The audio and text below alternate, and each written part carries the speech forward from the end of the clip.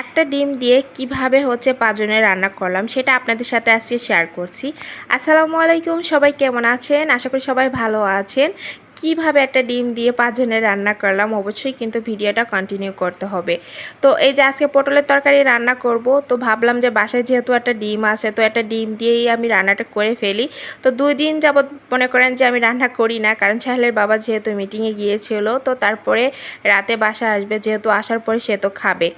তো যাই হোক, এই যে একটা ডিম দিয়ে কীভাবে হচ্ছে যে জামাইকে কোটিপতি বানিয়ে দিচ্ছি তা বুঝতেই পারছেন। তো আমার মতো সবাই করতে পারেন। যাই হোক, এই যে একটা ডিম দিয়ে হচ্ছে যে আমি প্রায় 5 জনের রান্নাটা করব। মনে মনে মনে আপনারা ভেবে নেন যে 5 জন কে কে। আসলে আমরা বাসায় আছি 3 জন, তো সেজন্যই বলছি বাড়তি করে আর 2 জন থাকলে কোনো সমস্যাই হতো না। তো যাই হোক, আমি কিন্তু ডিমটা ভাজি করে নিয়ে তারপর হচ্ছে যে রান্নাটা চুলায় দিয়ে দেব। আর পটলের তরকারির ভিতরে আমি একটু কাঁঠালের আটি দেব। কাঁঠালের আটি কিন্তু ভালোই লাগে। যাই হোক, কাঁঠালের আটি দিয়ে তারপর হচ্ছে পটলটা রান্না করে নেব। আর এই যে আমি ফ্রাই প্যানের থেকে তেলটা নিয়ে নিচ্ছি, কারণ আমি কাঁকরোল ভাজি করেছিলাম, ভাজি বলতে কি চপ বানিয়েছিলাম। তো ভাবলাম যে তেলটা দিয়ে রান্নাটা করি। তেলের পরিমাণ একদম কম দিয়েছি। এখানে পেঁয়াজ বাটা 1 কোয়া মতো রসুন দিয়েছি। যেহেতু আজকে সব গুঁড়ো মশলা দিয়ে রান্না করব, তো এখানে কিন্তু মরিচের গুঁড়া দিয়ে দিলাম, হলুদের গুঁড়া দিয়ে দিলাম, তারপরে জিরা গুঁড়া দিয়ে দিলাম, এরপরে মশলার গুঁড়া দিয়ে দেব। দিয়ে তারপর কিন্তু একদম অল্প পরিমাণ করে দিয়েছি, দিয়ে তারপর ভালো করে একটু কষিয়ে নেব। কষাতে কষাতে কিন্তু মনে হচ্ছিল যে একটু তেলের পরিমাণ একটু কম হয়ে গিয়েছে। তারপরে একটু ফ্রাই প্যানে হালকা একটু তেল ছিল, তো ততটুকু দিয়ে দিলাম। আর দেখতে পাচ্ছেন তেল কিন্তু আমি খুব বেশি দেইনি। আর এখন কিন্তু হচ্ছে যে আমি তরকারিটা দিয়ে দেবো। আর তরকারির পরিমাণ একদম কম ছিল।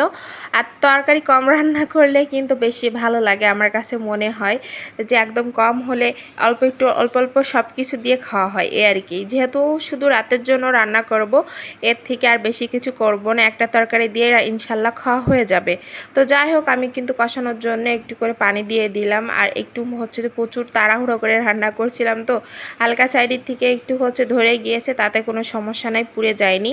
তো যাই হোক, এই যে আমি কষিয়ে নিয়েছি। আর তারপরে কিন্তু আমি এখন ঝোলের পানিটা দিয়ে দেবো। আর ঝোলের পানিটা কিন্তু একটু বেশি করেই দেবো। আর এই ঝোলটা খেতে কিন্তু খুবই ভালো লাগে আমার কাছে। যাই হোক, এটা ডিম দিয়ে, কাঁঠালের আটি দিয়ে, আলু দিয়ে রান্না করা হচ্ছে।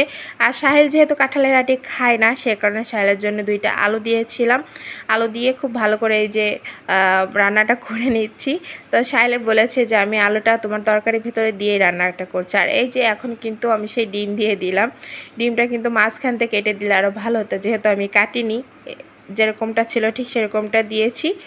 তো এই যে আজকে ফাইনালি রান্নাটা আমার প্রায় কমপ্লিট হয়ে গিয়েছে। আমার মতো কে কে এভাবে হাজব্যান্ডকে কোটিপতি বানাতে চান অবশ্যই কিন্তু কমেন্ট করে জানাবেন। আর মাঝে মধ্যে এরকম কিন্তু রান্না করতে বেশ ভালোই লাগে, বাসায় যদি ডিম না থাকে। কি বলেন আপুরা, ভাইয়ার, আন্টিরা? আমার ভিডিওটা যদি ভালো লাগে থাকে অবশ্যই কিন্তু সাপোর্ট করে পাশে থাকবেন।